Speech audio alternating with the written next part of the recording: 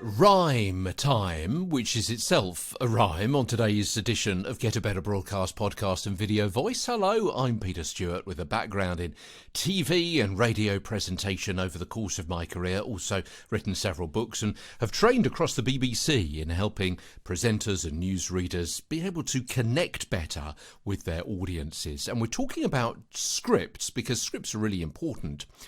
Very often, we'll come to ad-libbing and bullet points and working around those later on in the course. But the script is important because the better a script is written, the more confident your communication will be. And also the more confident will the listener be that you are competent in what it is that you are trying to communicate to them and what that message is. You're likely to have more effect with your message if they can understand the clarity of your message as it comes to them. You are the conduit of that information.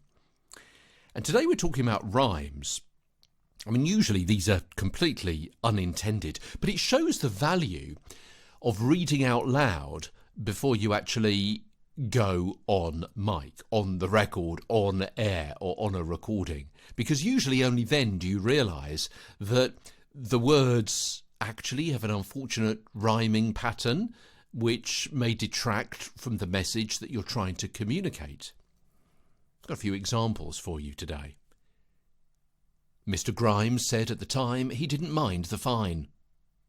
Could be a little bit awkward, and people may be sniggering at the rhymes in that rather than listening to the content of the following sentence or the following stories.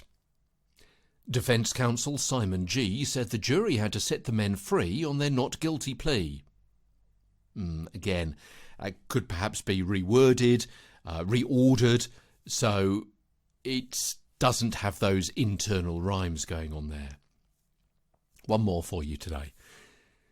One defendant, a stocky Croatian, yelled no justice was done in this nation. For disturbance in court, the judge said he ought to serve 6 further months on probation. Now, okay, I've put I've actually paused in certain places there to highlight what I mean about those internal rhymes with the Croatian and nation and probation and court and ought and so on. But you get the idea. Essentially what I'm saying today is if you read out your scripts aloud before you read them out on air, then you're more likely to be able to spot these internal rhymes and maybe avoid them. Because people will be listening out for the rhymes and sniggering perhaps at them rather than listening to the message that you hope to be delivering. Okay, I'm Peter Stewart. Tomorrow, another little kind of quirk, and that is we're going to be looking at similarly spelt words and the problems that they can cause in a script.